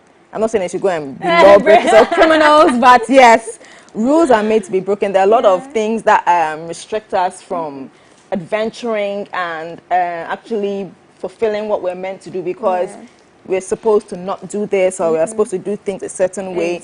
No, go out of your comfort zone, do what is necessary to get to where you need to get to without breaking the law, without stepping on anybody's toes. But you don't need to restrict yourself to society's standards. Society is going to put you in a box. And you can't do what you're supposed to do if you're going to follow society to the T. Well, that's absolutely fantastic there. I'm motivated myself, so thank you very much for that. There are some okay, hold on, there are some messages coming in on WhatsApp. So This person said, hey, Pisan Saboani in Accra. I like her confidence. I wish I was like her. I'm always timid. Okay, I think that's probably for Lifestyle Daily. Okay, so this is another message. This person says, hi, good morning. Okay, so these are the messages coming. These are the messages coming in on WhatsApp. So do you continue to send in your thoughts and comments on all our social media platforms at MX24GH. So in terms of the challenges that you face, just name some of them. I mean, I'm sure that just growing up, moving from London to Ghana, going to school here, venturing into the fashion industry, I'm sure there's been ups and downs and there's been a few challenges as well. So just like mention quite a few of them. One of the biggest challenges has been people putting you in a box. People expecting you to remain in this little corner and do this, don't do that, and then they get frustrated and exasperated when you don't conform to their image of how you need to be. And that has been one of the challenges. I've always had to push against that. And if I hadn't pushed against that too, I wouldn't be here today. Exactly. Yes, people make up their minds that once you're disabled, I don't even think I even like the word disabled. Yes, but they think that you shouldn't do this or you can't do that or you should. Why are you so cocky? Why aren't you so miserable? More timid? Yes. Why are you so loud, outspoken? Why are you so jovial? Why sit down? Like, what's wrong with you? Exactly. Yeah, so that has been one of the greater challenges. I've had to actually be a little more harsh with some people because they were trying to oppress me, and I had to just fight back against that, as opposed to that wouldn't have happened if I wasn't like that. So yes, that's been one of the greatest. People trying to put you in a box and keeping you there and thinking that, no, why don't you want to remain here? Why do you want to come out? Why don't you want to? Why do you want to even be like us? Like, you're different. Why do you want to sit with us? And that has been one of the biggest challenges. Yes. Okay, so now let's talk about relationship-wise. Okay. You've had experiences in terms of even like finding somebody that would, I'm trying to put my words properly here so I don't offend, and then just finding somebody that, you know, looks at you and said, do you know what, yes, I mean, what you see as yourself is what I see for you as well, and I'm not going to treat you any less different from the way I would treat maybe the next person. So talk about your experiences in a relationship. Well, there are some people who it's a problem for them. They wouldn't touch with a 10-foot pole, and those are not even worth it. And there are some people who, but there are a lot of people, who just readily accept you, but they will readily accept you. But then again, sometimes the thoughts, opinions of others sometimes get to them. Oh, my family thing, my friends, they are okay with you, but they're thinking about their family, their friends, their colleagues, and that can sometimes be a little bit of a problem. But it's either you accept all of me or not at all. Of course, absolutely. I mean, you're full package, and you're beautiful, intelligent as well, and well established. So now let's talk about finances. Okay, so you've been in the industry for 10, 11 years now, the fashion industry per se, and how has catering for yourself, funding your business, how has that been for you? I started from scratch. I built my business from scratch with just a single sewing machine. And it wasn't even a new sewing machine. And I think I'm good with management because I was able to, and I'm good with savings and putting things in place and organization. I was able to build from that to where I am today. And I think financing sometimes does become an issue. But I've learned how to be smart with what I've had. I don't go overboard. I don't splurge on things that I don't need at a time in order to build to a certain point. Sometimes we put all our eggs in one basket, focus on certain things, and then the things that we actually need to be focusing on are lacking. So I haven't really done that. I focus on the things that are needed to be able to make sure that the business is producing for itself and being able to sustain itself. So I haven't had to actually take so much from outside to put in there. Yes, absolutely. Okay. So I just received a message. I'm going to take one more message on WhatsApp before we move on. So this person said, I'm Python watching MX24. I respect Bridget for not listening to bad comments of society. She's happy. That's gorgeous. God bless her. Keep motivating, and add that she's very stylish. Well, thank you. She says thank you, Python. So now, before I quickly wrap up the conversation with you, in terms of if somebody wants to contact you, if somebody wants to see your beautiful pieces, where do they go? I'm on Instagram and Facebook, Bri Redua. I'm not very active on Twitter, but Instagram and Facebook, I'm there. And I have a WhatsApp, business WhatsApp line for prospective clients to contact me on there. That's 0277 133 451. Okay. So those are the main places to get in contact. Fantastic. So now, in the next 5 years, where do you see yourself? I know where I see myself, but I just have to wait and see. Oh, wow, that's a good one. That's a good one. We'll definitely wait and see. Yes. And we can't wait to witness what you come up with, and we wish you the absolute best in terms of every single thing that you venture into. So, before I let you go, I want to say that you're officially a member of the AM Club. So, welcome. Thank you. And do feel free to come in whenever, because you're a club member now. Yes. Okay? Club member. Okay, guys, so this will be it for today's hashtag Motivation Monday. And we have in studio Bridget Redua Azo. Exactly. Yes. AKA Bri Redua. Exactly. So do stay tuned. We have the plug next.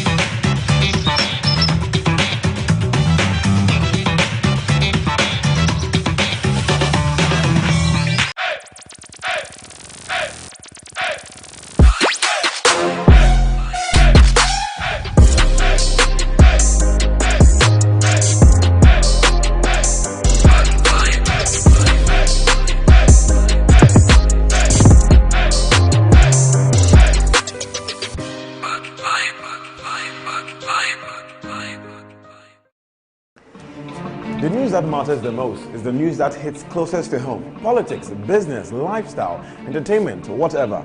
Once it breaks, we are there. If it touches you, your family, your community, or your safety, we've got it covered. You need to know what is happening in and around Ghana and on the international scene. This is MX24 News.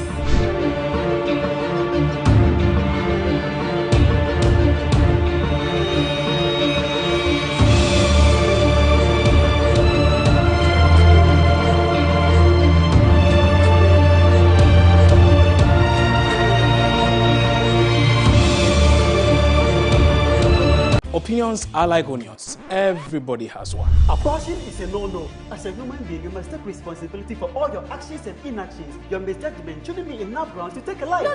I disagree with you, because look, if you do not legalize it, people will go to quack doctors anyway who might end up not just kill the baby, but the mother as well. Why should I waste my time, join a long queue under the hot sun to vote for a political party, knowing very well that nothing would be achieved at the end of the day? Something will be achieved. It's your civic responsibility to turn out to vote. Vote and vote for a good leader.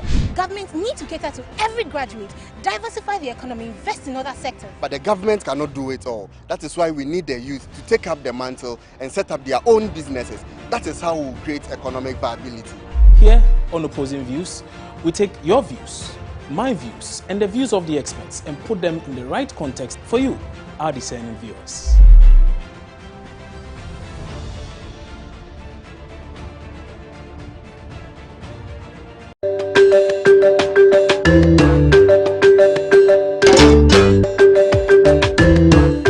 Across Africa, nations are beginning to trade among themselves like never before.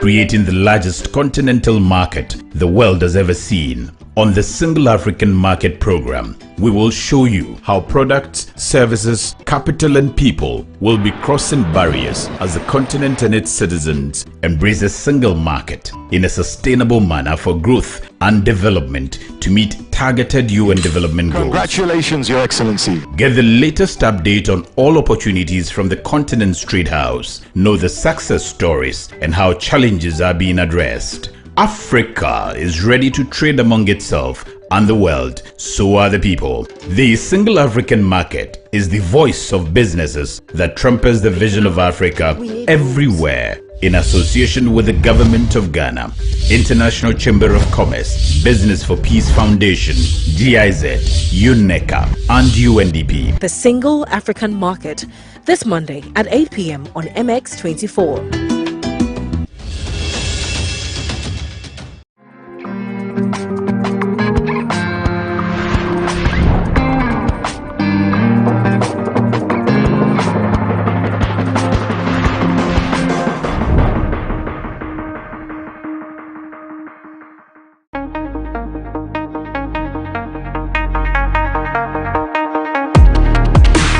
Hello guys and welcome to Home Fit. Home Fit is a fitness show designed to take care of all your fitness needs. I'm your trainer Brad and I will be taking you through a series of workouts.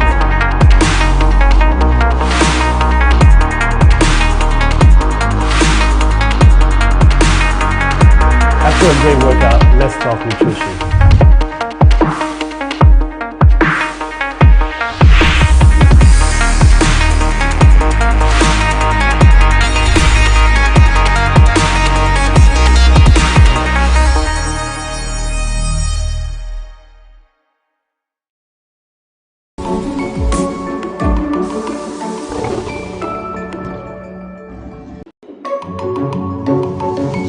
Shut up and bend over, and let your back do the talking over. So back up, back up. You guys are doing beyond what a regular would do, and I'm attracted more to that. I like people who want to do something different, you know, not the usual TV. What's up, guys? Your boy Kiddy, aka the Golden Boy, aka Sugar Daddy. Catch me on MX24. It is fun, it is fearless, it is factual.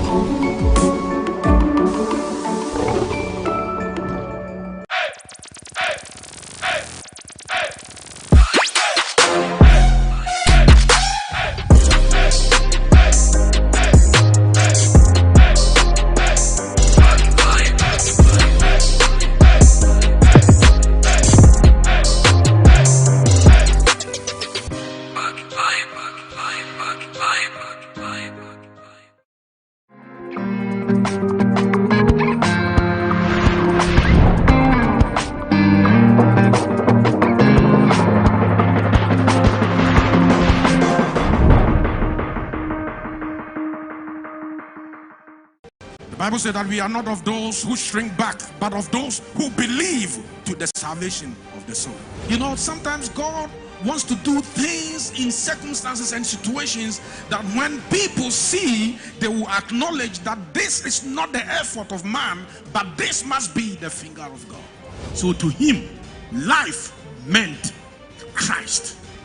Life meant living for Christ. Life meant serving Christ. Christ in you, the hope of glory. ICGC Evangel Temple presents The Kingdom Culture with Reverend Eric Ampofo on MX24.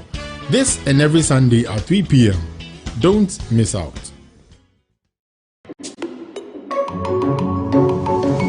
Abrantia Aketesia Ibi Family Chale MX24. My baby, must say baby, about them people that do mama and bad. Hey guys, this is the girl Bishasha. This is the best MC, best hype man in Ghana 2020. I beg you success, the highest MC. Keep watching MX24. It is fun, it is fearless, it is factual. Ni besibia,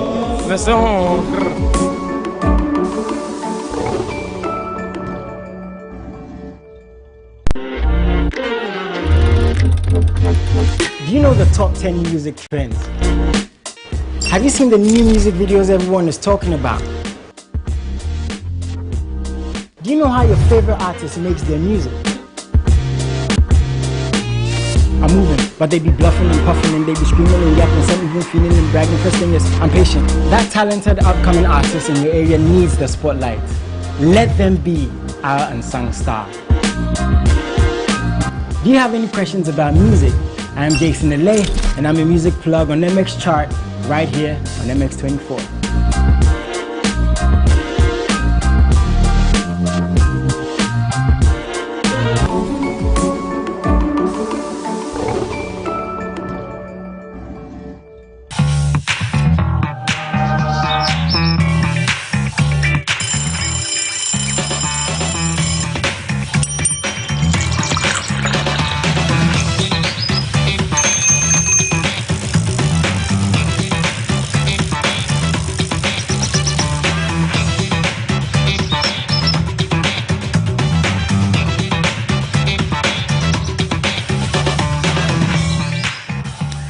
Oh, what a way to start your Monday. Welcome back to the AM Club, live from the Silicon Square, our studio here in East Legon. If you just tune in, my goodness, have you missed a lot? Yes, you have, but there's one more to go. So, remember you can join us in the conversation on social media at MX24GH with the hashtag the AM Club. And it's a Monday, so it's Monday motivation as well. Oh, God, it's been a wonderful run. Yeah. But, in studio, before I introduce her, in the studio we have an incredible young woman who has decided to tell the story of a young basketball player who's defied all odds in life to achieve the impossible in the sport of basketball. She's a filmmaker, but before we reveal her, here is the trailer to her new documentary film called 1312, Make the Clock Work. Check it out. When it was Parker's 10, they said, 99 na kakakra. My goodness. I wept in the kitchen like a baby that has been smacked. The kids in the area, when playing, at a point in time, the attention goes to him because of his leg. And that's him once, I asked him twice, and the third time, he'd be like, compare check between him.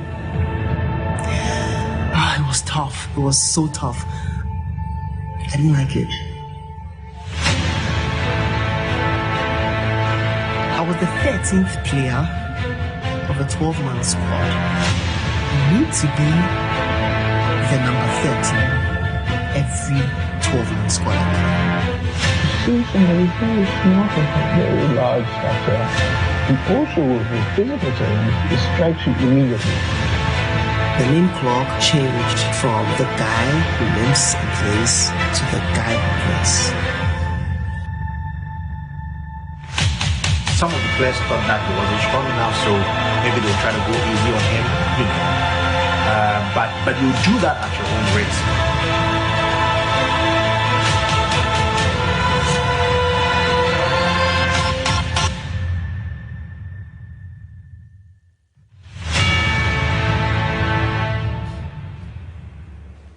Wow, amazing. Yeah. Ladies and gentlemen, we have in studio Dilix McVoy, who is a young filmmaker.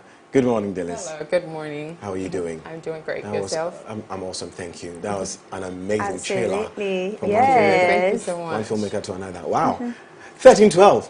Yes, 1312. Why 1312 though? So if you do watch the documentary, you get the whole concept. You get the holistic concept of 1312, Make the Clock Work. But in brief, 1312 in that according to the FIBA rules, a basketball team has players of 12. Yeah. And Clark, because of his physical disability, was just like the add-on. So they'll select their 12 players, but then we'll just say, okay, Clark, like tag just along. Because he was really determined. He was on the court for training all the time and stuff like that. Okay. So they'll just tell him, oh, just come on, like, as a 13th player. But he essentially earned the number 13 as a part of the 12-man squad. Wow. So that's the whole concept of 13-12. Yeah. Make the clock work. And make the clock work. When you watch the documentary, you get it. Wow, that's okay. Make the clock work. Clock is on the let me remind you that his full name is Emmanuel Ekoma. Yes, is with us on phone. We'll just be jumping. Ima, are you there? Nice one. Good to hear from you. But let me speak with Dillis first and ask you what motivated you to tell Clock's story. Okay. So a lot of people ask this question, what motivated me to tell his story, but Clark has been a source of motivation in my life for the longest time. And it's not because he was able to overcome his disability, it's because of the energy he meets you with. Like when I met him the first time, he approached me, I saw him limp. After that first time, there was no time I recognized him for his disability again. He's got positive energy, he's like driven and all of that. So he was like a source of motivation for me for the longest time. And we met on campus in KUSD. So like in school, I really used to count on, you know, that motivation. And after school, when I was deciding what to pursue for my career, I decided to go into filmmaking, documentary filmmaking actually. And I wasn't too sure like how to go about it. Previously, I used to do interviews on my YouTube channel. I love to tell stories. I'm a big storyteller. I love to listen to people's stories, find something that can motivate others from their story. So I decided to interview Clark, and I was like, wow. And usually I have like a preliminary conversation with my guests before I do the interview. And I was asking him so many questions. I'm like, I've known you for 4 years and I haven't seen you in this light. It's like you have a story to tell, and like you've been able to overcome all these struggles, you've been able to become this person. Like we need to tell your story extensively. Let's make a documentary about you. And that's how come we came up with 1312 Make the Clock Work. Wow. And not only is Clark's story inspiring, as even your story as a filmmaker is inspiring. But since we are talking about Clark, Clark. Hello, Clark, can you hear me? Yeah, I can hear you. Clark, please, briefly, the way Dillis got to know you after 4 years, the way she got to know you in just a short period, can you briefly tell us your story, briefly, in 1 minute if you can? My story on how I met Dillis, or my story as my story? Your story as your story. Right, okay, so I mean, basically, I grew up physically challenged. I grew up with my right leg shorter than my left leg. And it's been tough. I mean, growing up as a kid, you have a lot of your friends teasing you and thinking it's normal. That's the kind of childhood I went through. I couldn't explain to my family that much because I felt they didn't understand me. You know, when you tell them, they act like it's normal, that sort of thing. And that even got to me more because I thought they should have been on my page and all that. I mean, no hard feelings for them. They just didn't know how to, you know, raise my kind of kid. Okay. And I went through a lot of sidelining, a lot of challenges, mainly because I wanted to do sports. You know, I wanted to play. I wanted to just be running around and jumping around and doing everything. And I was always sidelined because of how my leg looked. And no PE for me, well, less or no PE for me and all that. And it's been tough all these years. The challenge really was in DSS. I have a feeling everybody who is in my shoes, sort of, had the greatest challenge in DSS, in basic school. I mean, I was listening to the fashion designer on live, and I realized most of the people I've listened to that kind of are physically challenged had a problem in basic school. My problem is in basic school too. And in high school it was easier because, well, I had psyched my mind that, Charlie, whatever will come, will come. Will come. And all the way to tertiary, and clock is clock now. Wonderful, wonderful. Emmanuel Ekwamoako, a.k.a. Clock. And have you seen the film? He's probably seen the film. Yeah. A number of times. Clock, how do you feel about it? I feel amazing about it, mainly because I've been able to tell my story my way, and it's doing so well, exactly, and even more than I expected it to do. You know, I've always hoped for a platform to be able to share my story, be a point of motivation to any and everybody, and it's hard to figure out how exactly I can do that. I've had a lot of people approach me and ask me that, hey, I know you have a story in there, and I want to share it, but we are having a project, and I want to blend it in, like, it's going to be some way. I want the first time to be a very, very good time to tell the story my way, and then after that, if you're going to do any other project, I know that, okay, I've set the record straight, that this is exactly how my story is. And Dillis and the people around me, Kwame Akresi, gave me a very good opportunity to do that, you know, pushing me to get it done, and I feel good about it. Wonderful. And I was able to listen to myself tell my story for the first time, and that was a good thing. I had a lot of advices for myself, to myself, and I think another part that got me in the documentary is listening to my mom. She went through a lot that I had no idea. No idea. Women are strong, you know. she had to hide and cry, and I didn't even know that. And yeah, I mean, all in all, the documentary has been amazing for me personally. I think it's been amazing. Wonderful. You're still playing, aren't you? I can't stop. So who are you playing for now? Where are you playing? I'm guard for the AGS Snipers in Kumasi. Sorry?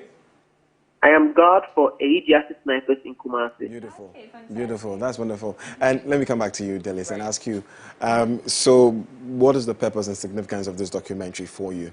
Okay, so I'm hoping that, so a lot of the times when people tell stories of persons with disability, it has the same tone, kind of like come to their aid, they're suffering, they need to be motivated. But Clark Spirits, if you've listened to him, he's so like positive and everything. So I felt like him telling his story from the positive perspective is going to make them understand that despite their circumstance, they can still be positive, they can still have dreams, they can still like want more. So the purpose of this documentary is just to inspire them, and I'm hoping that they will change how they see themselves, persons with disability. And Clark says this all the time, that everybody has a clock in their lives. It doesn't have to be physical. Sometimes it's just mental. Sometimes it's a challenge you're facing. So take that as a clock in your life and make the most out of it. Just make the clock work. You guys are serving deep stuff this morning. It's very deep. It's Monday. We and need to like give some motivation. You see, and it's so in line. It's so in line with our hashtag today, Monday Motivation. Hopefully, you have been inspired. I have been inspired. The whole day, the whole show has been about inspiration and motivation. Exactly. I really enjoyed it. Where can I watch this film? On my YouTube channel, Take It to the Max. So I'm starting out a whole production thing. We're going to do interviews and documentaries. Hopefully we'll get into films. Okay. So yeah, expect great things. So I'd urge everybody to subscribe to our YouTube channel. It's Take It to the Max. When you go on there, you can see the documentary 1312 Make the Clock Work and some other interesting stuff. Please feature me. Sure thing. Sure thing. That is Max Boy. Thank you so much for sharing your story with us and sharing Clark's story with us. We are very grateful. And to you out there, we hope that you have been motivated. It's been a motivational Monday show on the AM Club. We've had so much fun. Edma, we had, starting off with our Lifestyle Daily, we had a conversation with Skin Gourmet, Violet, yeah. And then we had the beautiful Bridget, Wodua, sharing her story. And then we wrap it with Dilix Max Voice documentary film 1312, Make the Clock Work. Guys, thank you so much for being a part of the show. We've had so much fun. We hope to see you tomorrow. My name is Godwin Namboh. On social media, I am at Godwin Namboh, Facebook, Instagram, YouTube, everywhere. And my name is Edma Ohima Lawe, and my socials are Edma Lawe, EDMALAWER on all platforms. Thank you very much for watching the AM Club, and we'll be back tomorrow. Have a good day.